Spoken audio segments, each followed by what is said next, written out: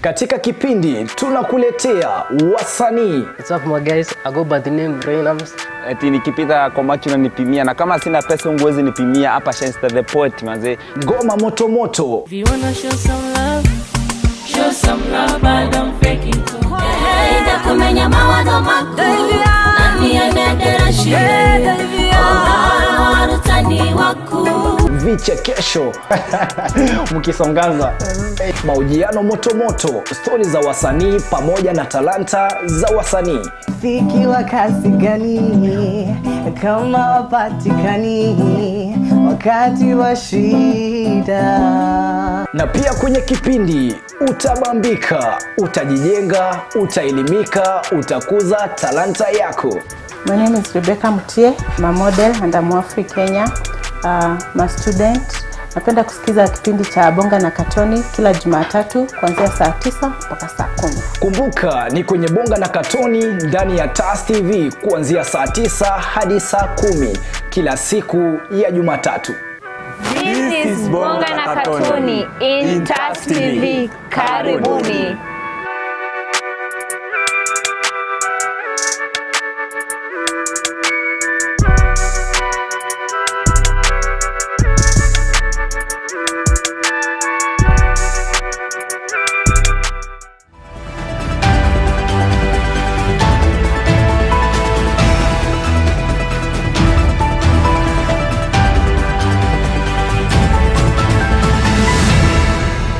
Na Ijumaa karimu mpenzi mtazamaji, natumai ya kwamba huu buheri wa afya popote ulipo. Ujambo na karibu kwenye taarifa za runinga ya TAS, ikiwa leo ni tarehe 9 mwezi wa pili mwaka 2024. Mpenzi mtazamaji, tuko nao mengi ambao tumekuandalia katika meza yetu ya habari. Karibu ni kupashe.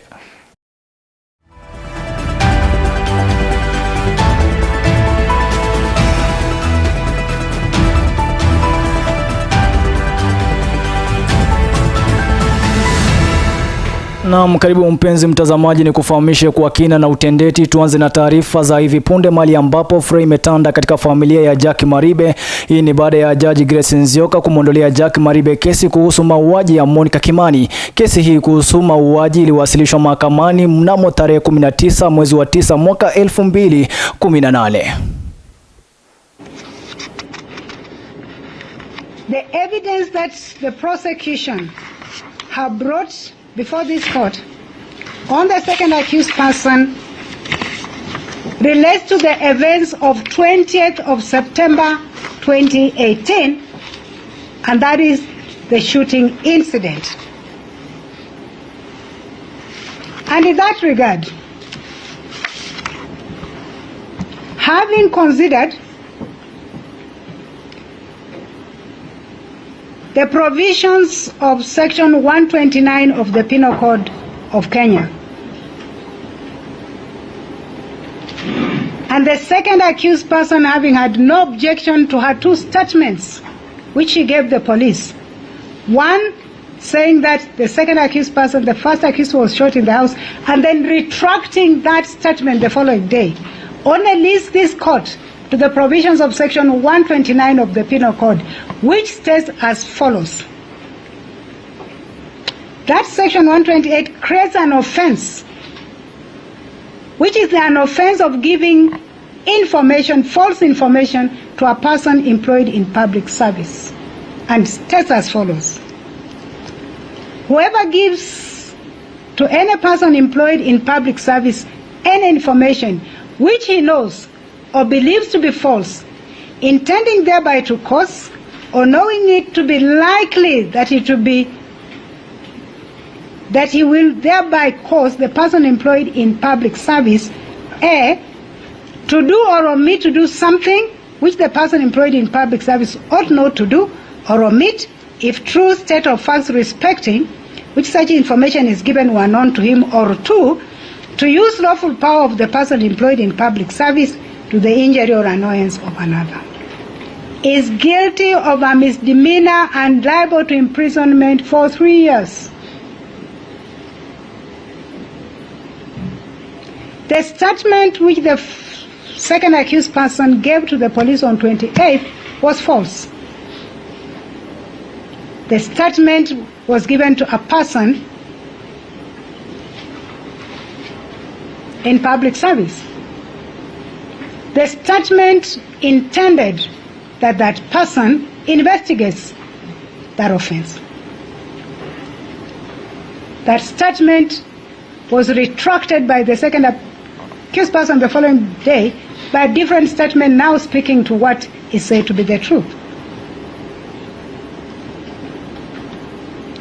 There is no timelines in criminal law when you can prefer charge against a suspect. The Limitation of Actions Act does not apply to criminal offenses. It is my considered view that the charge brought against the second accused person was not the proper charge. Section 157, sorry, not section, Article 157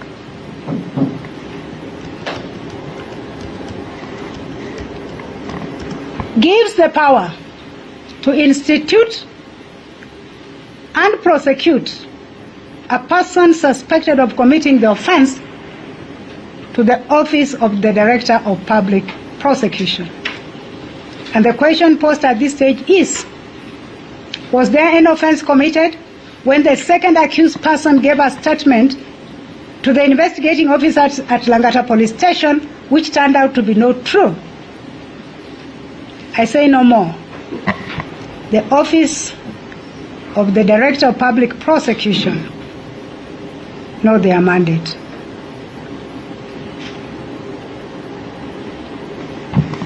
The result is that the prosecution did not adduce adequate evidence for this court to find the second accused person guilty of the offense of murder of Monica Nyawira Kimani on the night of 19th of September 2018.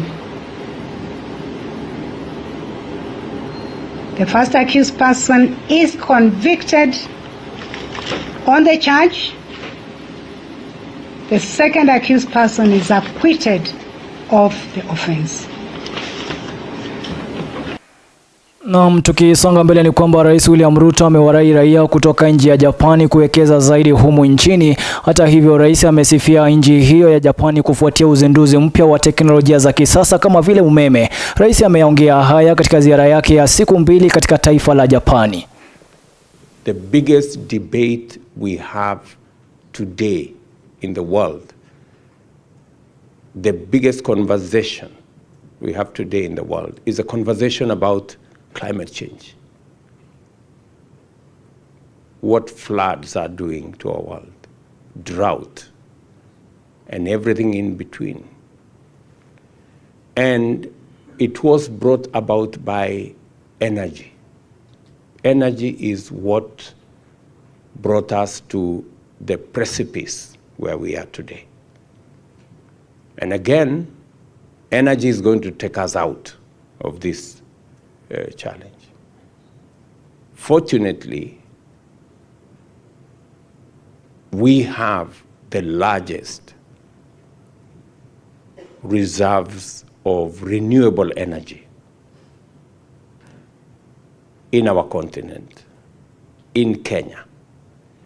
And the best people to ask about our renewable energy reserves are the Japanese. They know it. They've been to Kenya. In fact, the Japanese are the ones who are helping us to unlock our potential of geothermal energy, wind energy, solar energy. The median age in Africa is about 20. And for example, in Kenya, we are investing $5 billion every year in the education, training of those young people.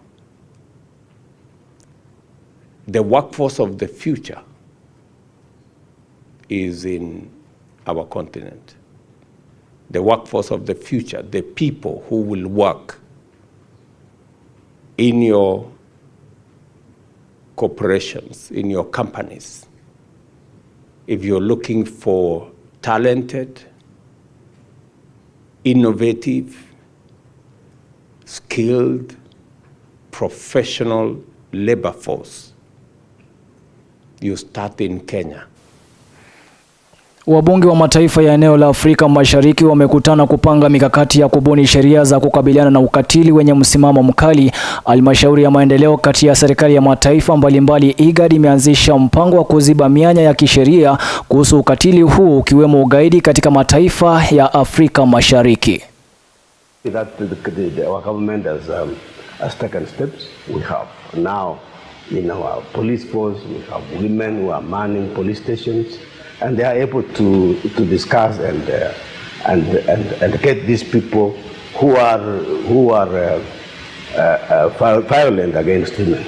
What we expect the members of parliament is being able to, in this good environment, be able to identify any gaps. Be they gaps in mainstreaming gender, may they be gaps in legal frameworks that we need to put in place so that we can be able to deal with the threat of terrorism and violent extremism. We've heard from different countries the experiences that they've had, and I think this will help us. And for us, the team from Kenya will go back with something that I think can help our nation in terms of making laws, and the experiences that we had from the other countries that we can also share with our security agencies so that we can also help our country in fighting extremism. Tukisalia katika ziara ya Rais Ruto nchini Japani, rais amewasuta Wakenya kwa kulalamika kiwango cha ushuru unaotozwa humu nchini ikilinganishwa na ushuru unaotozwa katika nchi ya Japani, mali ambapo taifa hilo linatoza ushuru kwa asilimia 34.8 ikilinganishwa na Kenya ambapo asilimia ni 15. Rais amewataka Wakenya kuwa watulivu kwa ushuru unaotozwa nchini. Derek Musyoki na maelezo zaidi. Ruto alinganisha ushuru unaolipwa Kenya kwa ushuru wa nchi ya Japan. Akizungumza na Wakenya wanaoishi nchini humo, Ruto anasema kuwa ushuru wa Japan uko katika asilimia 34.8 na Kenya ikisimamia asilimia 15. Ameongeza kuwa kwa kukuza nchi ya Kenya itawabidi Wakenya wajumuike kwa pamoja ili kuijenga nchi. Amesema tena kuwa ushuru unaolipwa na Wakenya ndio unaotumika kuijenga Kenya. Msaada na mikopo kutoka nchi nyinginezo haziwezi zikaijenga nchi yetu. Ruto asema pia atafanya kila kitu kiwezekanacho ili kukuza nchi. Anasema kuwa majina anayoitwa hayatamzuia kuikuza nchi ikiwemo Zakayo, yani the tax collector. That is a statement that we must tell each other. The one thing that I have committed myself to do is that we must then provide a guarantee that every Kenyan who pays for whatever service or pays whatever tax, that money should not be stolen by anybody.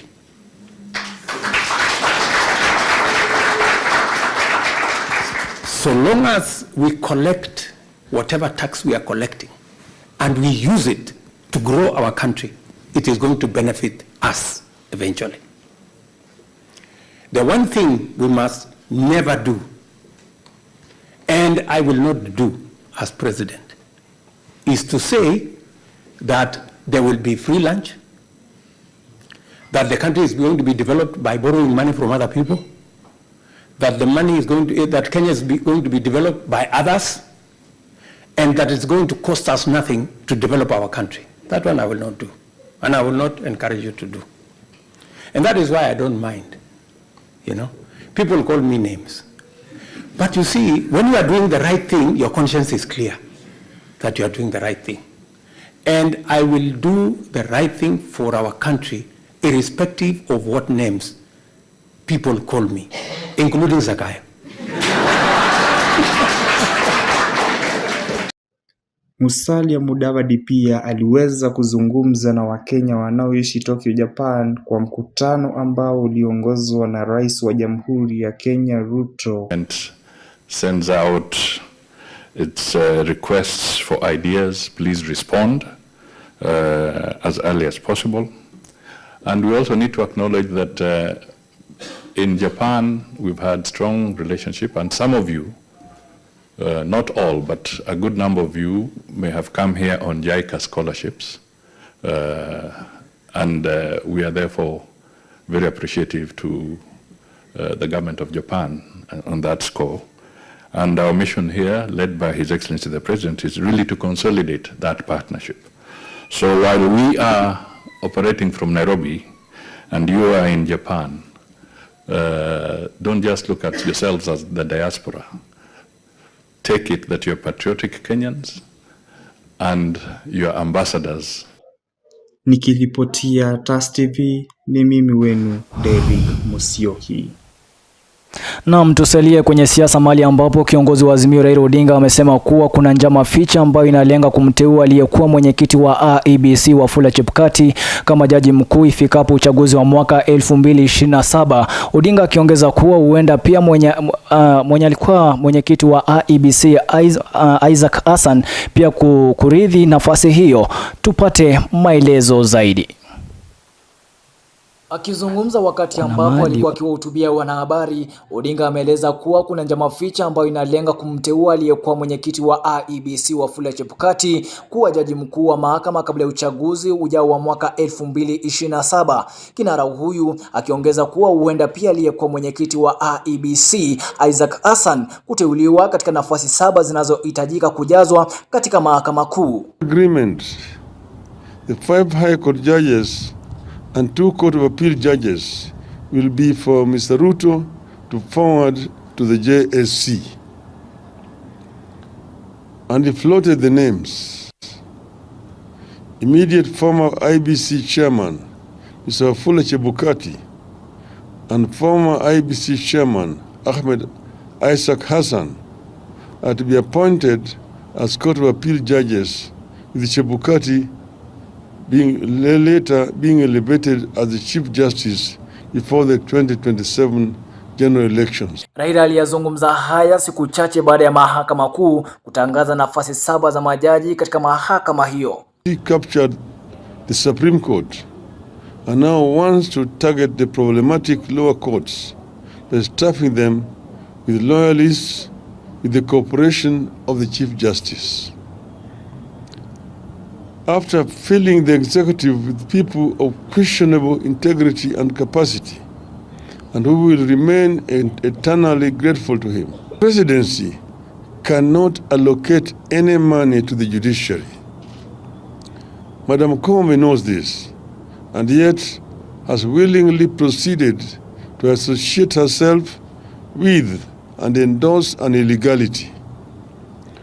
Where Koome sought money from the State House and not from Parliament, only she can explain, but it spells doom. Kwa upande mwingine, mkuu wa mawaziri Musalia Mudavadi akikanusha madai haya na kusema kuwa kila mwananchi ana haki ya kuwania nafasi yoyote humu nchini. There are people who want to always criticize the president. Oh, he has commented on the judiciary, he has commented on this. But I also want to say,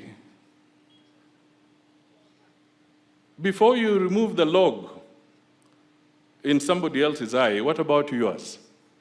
Nasema hivyo kwa sababu Judicial Service Commission is also independent.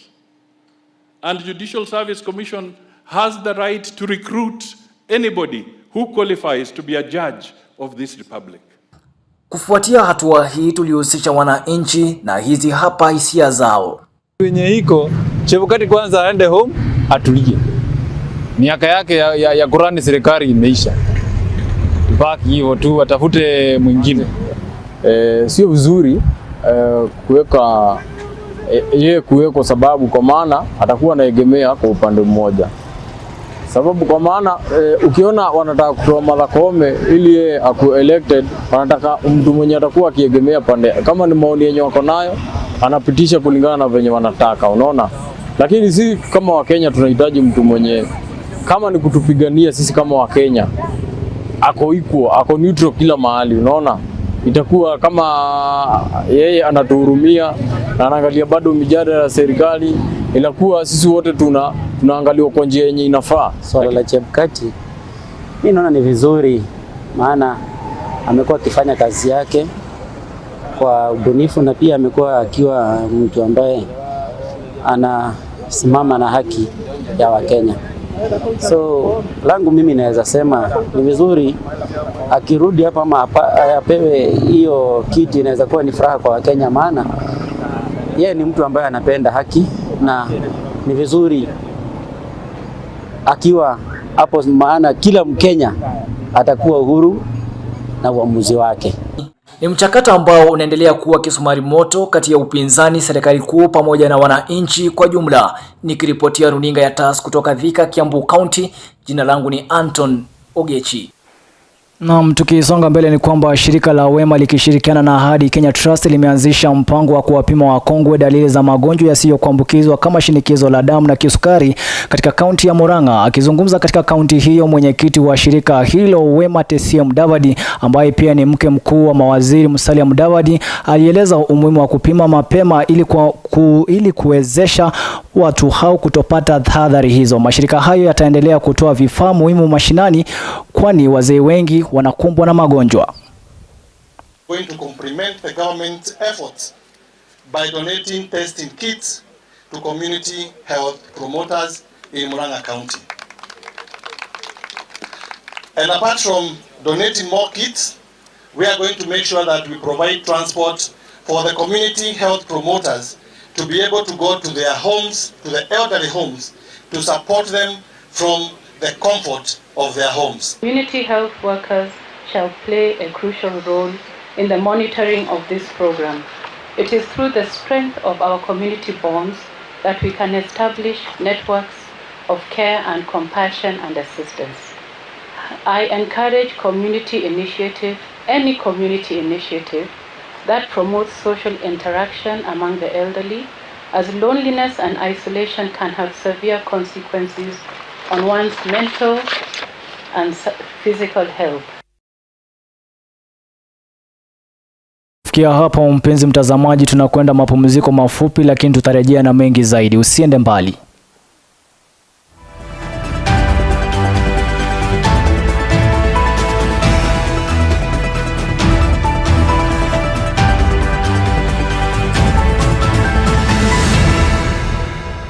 Katika kipindi tunakuletea wasanii. What's up my guys? I go by the name Reynams. Eti nikipita kwa macho na nipimia, na kama sina pesa unguwezi nipimia hapa Shenster the Poet manze. Ngoma moto moto. If you wanna show some love, I don't fake it. Hey, kumenya mawazo makuu. Nani anadera shire? Oh, warutani waku. Vichekesho mkisongaza, mahojiano moto moto, stori za wasanii pamoja na talanta za wasanii. Fikiwa kasi gani kama wapatikani wakati wa shida. Na pia kwenye kipindi utabambika, utajijenga, utaelimika, utakuza talanta yako. My name is Rebecca Mutie, I'm a model and I'm Afri Kenya. I'm a student. Napenda kusikiza kipindi cha Bonga na Katoni kila Jumatatu kuanzia saa 9 mpaka saa 10. Kumbuka ni kwenye Bonga na Katoni ndani ya TAS TV kuanzia saa 9 hadi saa 10 kila siku ya Jumatatu. This is Bonga na Katoni in TAS TV. Karibuni.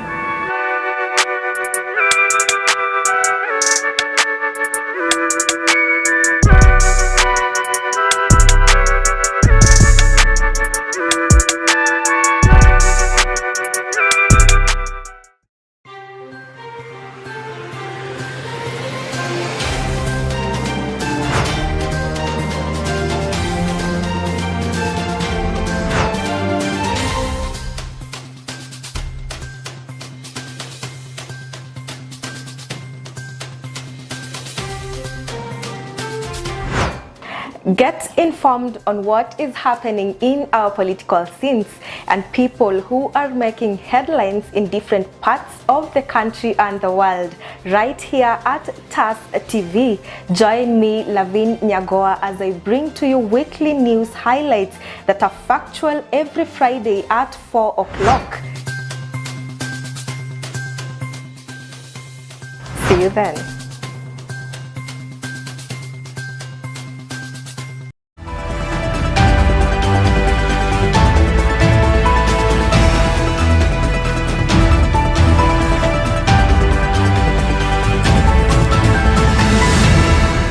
Naam, karibu tena mpenzi mtazamaji, tuendelee kukufahamisha kwa kina na utendeti. Tukisonga mbele ni kwamba mfumo wa e-Citizen ni mfumo mpya uliotolewa na serikali utakaosimamia malipo katika sekta mbalimbali kama vile elimu pamoja na Kenya Power na nyinginezo mingi. Katika ripoti yetu tuliweza kuangalia mradi wa sekta ya elimu, mahali ambapo tuliweza kutangamana na baadhi ya wazazi na kuandaa ripoti ifuatayo.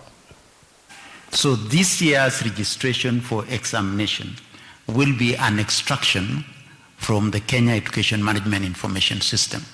E-Citizen ni mfumo mpya uliotolewa na serikali utakaosimamia malipo katika sekta mbalimbali kama vile sekta ya elimu, Kenya Power, Huduma Center na nyinginezo mingi. Katika ripoti yetu tuliangazia mfumo huu wa e-Citizen, jinsi utakavyobadili taswira katika sekta ya elimu na vile wazazi wameweza kuchukulia hatua hii. Tulizuru eneo la Thika na hizi hapa hisia kufuatia mfumo huu kwa sekta ya elimu. Kulingana na maoni yangu mimi kama mzazi, e-Citizen na hiyo pay bill imetolewa itasaidia sana kwa mzazi, na itakuwa urahisi sana kwa serikali kufikia na kujua vile karo zinalipwa kwa shule, kwa sababu wazazi hapo tangu mbeleni wazazi wamekuwa wakifinyiliwa. Kweli walikuwa wanafinyiliwa. Serikali inajua mzazi anafaa kulipa kiwango fulani, lakini unapata kwa bila kufuatiliwa mzazi alikuwa anaumia, analipa karo mingi zaidi. Serikali mimi nitawaambia wafuate na watilie huu mkazo na wafuatilie, watuonyeshe kweli sisi kama wazazi tuache kukandamizwa kabisa, kwa sababu tulikuwa na matapeli wengi pale. Tumi nafikiria hiyo ni sawa juu wazazi walikuwa wanateseka juu ulikuwa unapata some student wanasema fini iko juu but haiko juu, so wazazi walikuwa na hard time, but at least hii till itasaidia juu pia wazazi hawata struggle sana kutoa ile school fees. Mimi chenye naweza waambia isitolewe, na congratulations to serikali juu it's a good help by the way, imesaidia sana, so kwa iendelee kuwa. Licha ya mfumo huu kupitishwa na Wizara ya Elimu, mswada huu umepelekwa mahakamani kutaka mfumo huu kutupiliwa mbali, licha ya wengi kudai kuwa kuna mtaala maalum utakaoonyesha jinsi pesa zitakuwa zikitumika, huku kesi hii ikitarajiwa kusikilizwa Februari 13 mwaka 2024. Allowed the government initiative to have fees paid at the e-Citizen. However, we just call for proper structures, proper information. Because right now schools, children have reported to school, learning is ongoing, and then when we are half the term or somewhere in the term, we wake up in the morning and tell people that you are supposed to do payment e-Citizen. In as much as it's a good idea, but we ask the ministry to be a bit more organized so that they are not reactive and be able to provide information early enough so that our people will not be in doubt as to whether is there a fraud or is there something that is sinister behind it. But I think I want to sincerely thank the ministry, because that's also a bold initiative as we move ahead to upload all our details to e-Citizen. Payments to government facilities on e-Citizen is a good move. Secondly, there has been an ongoing row between TSC and the ministry as to whether some of the TSC roles should be carved out to the Ministry of Education. Like I said, as the chairman of education, what the Presidential Working Party report did was to mutilate the constitution of this country. They gave out proposals that ECD function should be taken by the national government and be paid by the national government, when they forgot that the national government has never invested even a single penny to our ECD facilities. It has been the sacrifice of the county government, because like I said earlier, that the program was, the ECD devolved, was never costed, and resources, attendant resources never followed the function. Ndio maoni ambayo yametolewa na baadhi ya wazazi kufuatia mfumo mpya ambao umeweza kutolewa na serikali. Sasa sekta ya elimu ikitarajia kuwa na taswira mpya. Nikiripotia runinga ya TAS kutoka mji wa Thika, Kiambu County, jina langu ni Anton Ogechii. Huku visa vya fisi vikiendelea kuzidi katika baadhi ya maeneo humu nchini, sasa familia moja kutoka kaunti ya Isiolo inalilia msaada. Hii ni baada ya kushambuliwa na simba walipokuwa katika shughuli za kuchanja kuni msituni. Walioshambuliwa ni pamoja na bwana na bibiye, ambapo bwana alishambuliwa baadhi ya sehemu zake za mgongo na bibiye kushambuliwa mguuni. Wawili hawa wanaendelea kupata matibabu katika hospitali ya rufaa ya Isiolo. Mimi naitwa Michael Apayo. Jana Jumanne tulipatana na simba, kaniweka majeraha, nikaletwa hapa hospitali. Jeruhiwa mkono, mguu na hizi mikono zingine, na menipiga kucha na mbafu na upande wa mgongo. Kwanza ilikuja ikawa imefukuza mwanamke juu ndio alikuwa nyuma. Mwanamke akanipita mbele yangu. Sasa mimi ikanirukia ndio ikaniangusha chini. Ikaanza kunikanyangia chini kwanza. Sasa ile ikanikanyangia chini, ikaanza kuniweka majeraha nini. Ndio nikaita mwanamke nikamwambia kuja unisaidie vile tunaweza tokana na hii mnyama. Nilikuwa na panga, alafu panga ilikuwa kando. Ndio nikamwambia kuja nipatilishie panga. Sasa wakati amekuja akanipatilishia panga, ndio nikampiga panga. Ndio akarukia mwanamke bibi yangu. Sasa akamuuma mguu yote mbili na alikuwa amekatalia kwa mguu kabisa. Walikuwa wamekuja jana kwa hospitali na tukaongea nao tu. Tukaongea nao, sasa sijajua vizuri vile kumeenda kwa sababu mimi najua nilisalia hapa kwa hospitali na hakuna chochote nitajua. Walisema tu watajaribu kushughulika. Hiyo mnyama imekiweka majeraha mbaya sana. Sasa kama saa hizi mimi vile imeniuma mkono hivi, sioni kama hii mkono inaweza rudi sawa. Hii mkono ndio watoto wangu walikuwa wanategemea, familia yako ilikuwa inategemea. Sasa sioni, sasa hii ni kama tu nirudi kiete sasa. Kwa tumeenda kwa msituni. Sasa mimi katokelezea simba.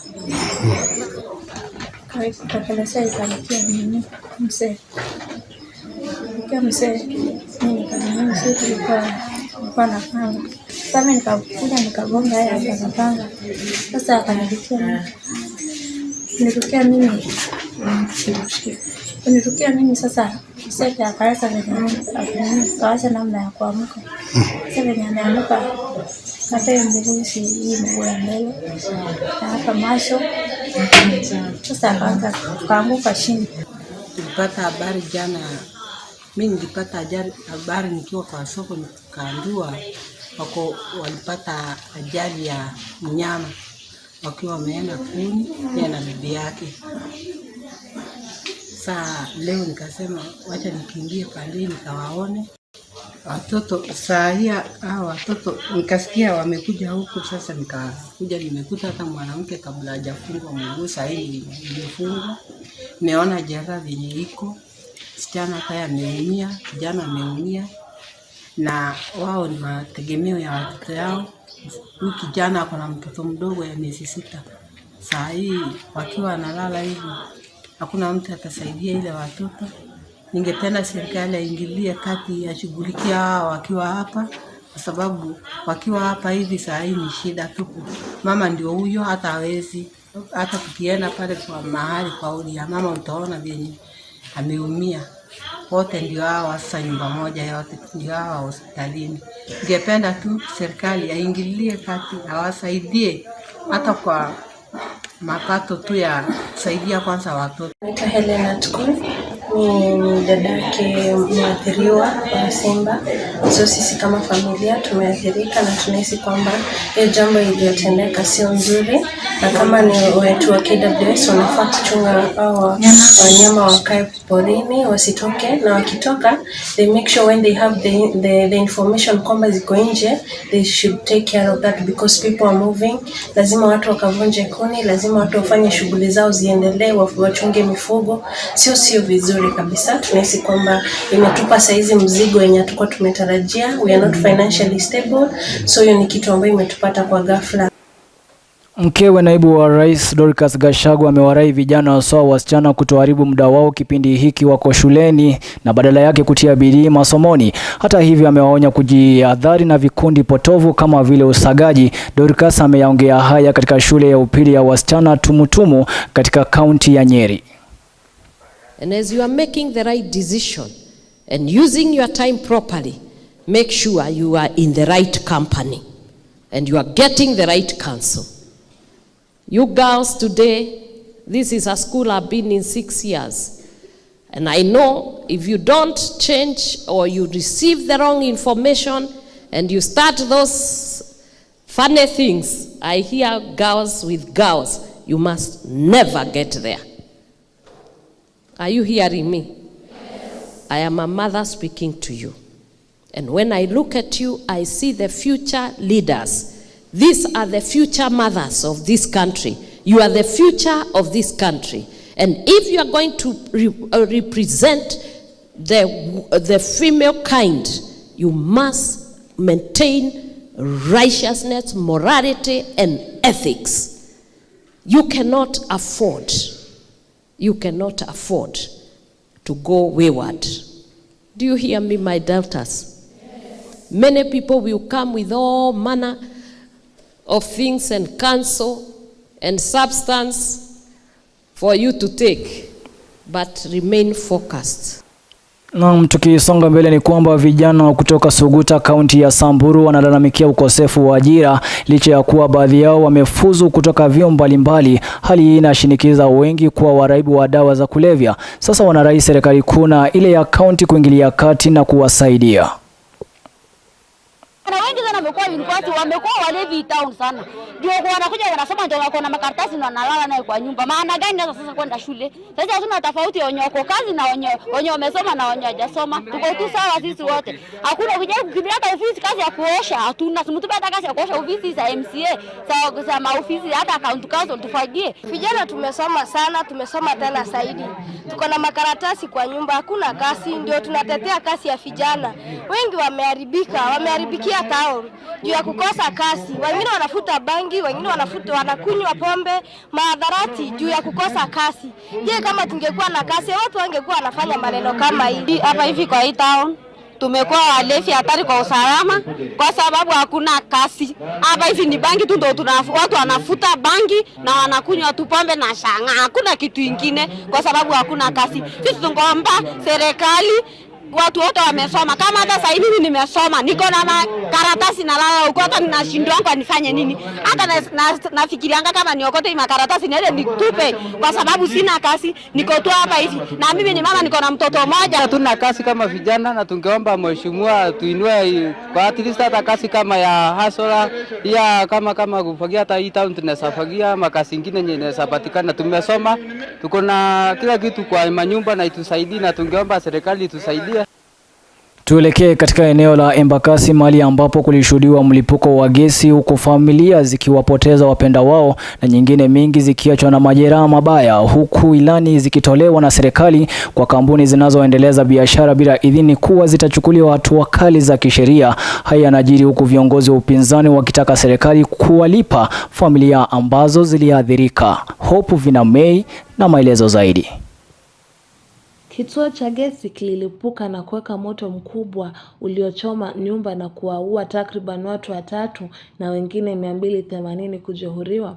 Serikali ya Kenya yasema kwamba watu waliohusika na mlipuko huo uliotokea kabla ya saa 6 usiku na kusababisha uharibifu mkubwa ikiwaacha mamia ya wakazi kukimbilia maisha yao watakamatwa. Akizungumza kuhusiana na moto huo, Rais Ruto alisema kwamba hatua kali itachukuliwa kwa mmiliki wa kituo hicho na maafisa waliohusika na kutoa leseni. I want to say for the avoidance of doubt, the fellows, the government officials who issued licenses for gas installations in residential areas when it was very clear that it was the wrong thing to do, but because of incompetence and corruption, they issued licenses. Today we have injuries, we have Kenyans who have died. Those fellows who are involved in this, the ministry must immediately take action against them and they must be dismissed and they must be prosecuted for what the crimes they have committed. Kigogo wa Azimio Raila Odinga akizungumza eneo la mradi mjini Embakasi alitoa wito kwa serikali kusimama na familia walioathiriwa na janga hilo. Mimi naambia Bwana Ruto, wewe mwenyewe ni rais, angalia hii maneno, hakikisha kwamba kila jamii hapa imepata shilingi 1500. Washukiwa wanne wakiwamo maafisa wa NEMA watasalia korokoroni kwa siku zingine 21 huku uchunguzi ukiendelea kufanywa. Hemu tusikie maoni ya wananchi kulingana na janga hili la moto linaloonekana kuanzia huu mwezi wa Februari. My name is James Masharia, and swali lenye nimeulizwa hapa ni hiyo industries ambayo na release gases. So kuna industries ambayo they are not permitted, so and they are releasing gas which they are dangerous. So my opinion is the government should roam around and check the industries that have the permit, and those that they don't have, they have closed up. Hi, naitwa Irimo Mureithi, student Thika Technical. Na kuhusu the Embakasi gas explosion, mimi nasema okay, government ishike watu wenye wanafanya hiyo mambo, wanafanya business bila permit, lakini at the same time government wapunguze hizo taxes zao ziko juu na pia license iko juu, watu wengi wanashindwa ku afford the license. My name is George Yugona Mongi, and what I would like to say, what I comment, is that the government should take care of every person in the Republic of Kenya, not only in Nairobi where that gas exploded, but all over the country. Because if they don't do that, we are all at risk, and every Kenyan is not supposed to die for such cases. So I would request particularly the county government to be checking on all users of gas to be permitted. Huku visa vya vifo vikionekana kuongezeka, waathiriwa wakiendelea kupata matibabu katika hospitali mbalimbali mjini Nairobi, Rais Ruto awataka maafisa wa NEMA kujisalimisha kwa polisi kutokana na ukosaji wa utendakazi wao. Nikiripotia runinga ya TAS, mimi ni Hope. Naam, sasa tuelekee katika makala ya wiki alimaarufu Brain Busters.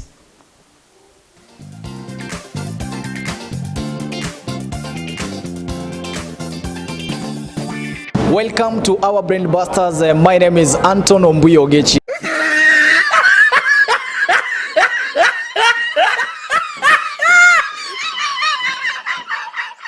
Basilo Odhiambo. Tumesema unaitwa? Basilo Odhiambo. Odhiambo liko na kama vokali ngapi hivi? Bado sijui. Stop it. Get some help. Jina lako Mwendo liko na vokali ngapi hivi? Kama 2. Gani na gani? Mwendo.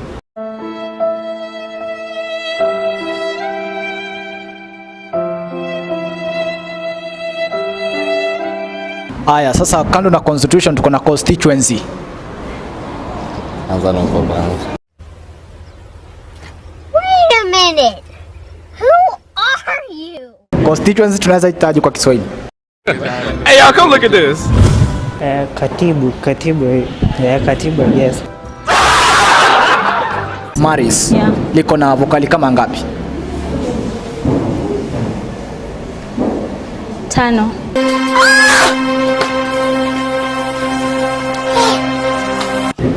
Kupa mpe akupae, kumpa kupa kwa sio kupa si kupa ni kutupa. Kupa si kupa, kumpa ni kutupa. Say, hold up, wait a minute, something ain't right. Kupa kupe akupeae, asiyekupa kupe ni kutupa. The third book in the Old Testament huwa ni gani? Numbers. What I trying to say? Baba yetu aliye juu mbinguni, jina lako litukuzwe, ufalme wako ufike.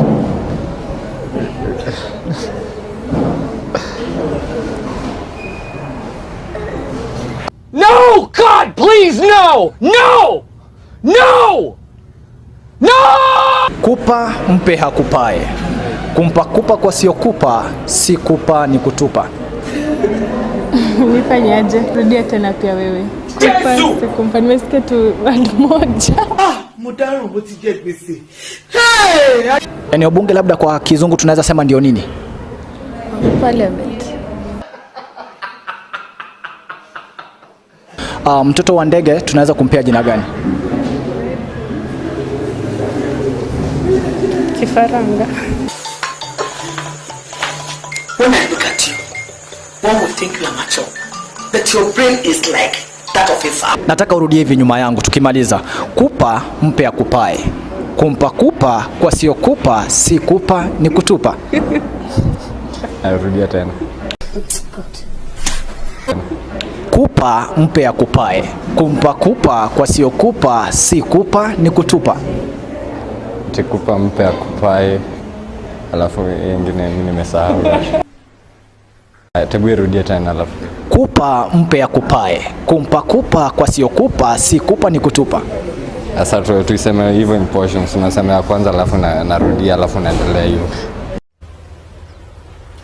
Wait a minute. Who are you? Kupa mpe akupae. Kumpa kupa kwa sio kupa, si kupa ni kutupa. Hizo kupa ni mingi sana.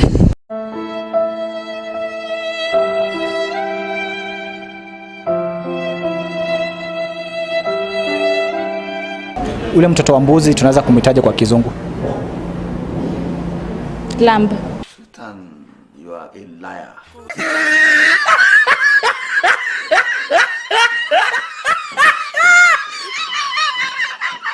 That marks the end of our Brain Busters. Join me next time. My name is Anthony Ogechi.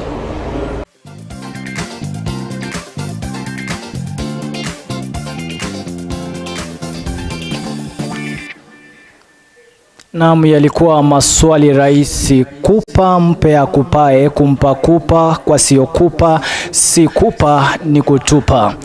Naam, sasa tuelekee katika kauli ya siku ambayo inasema ya kwamba usiamini katika bahati, amini katika bidii ya kazi. Acha kujaribu mambo, kuharakisha mambo ili kupata mafanikio kwa njia za mkato bila kuwa na umakini. Kufikia hapo mpenzi mtazamaji, sina la ziada ila kukamilisha taarifa za runinga ya TAS. Tukutane tena wakati mwingine. Langu jina nafahamika kama Anthony Ogechi. Kumbuka kuniweka mahali pema moyoni. Lakini kabla sijaondoka studioni, nikukumbushe kwamba kwa wale wote ambao wameweza kulipwa, jamani, kama umelipwa usimsahau pia mwenye nyumba. Kwaheri.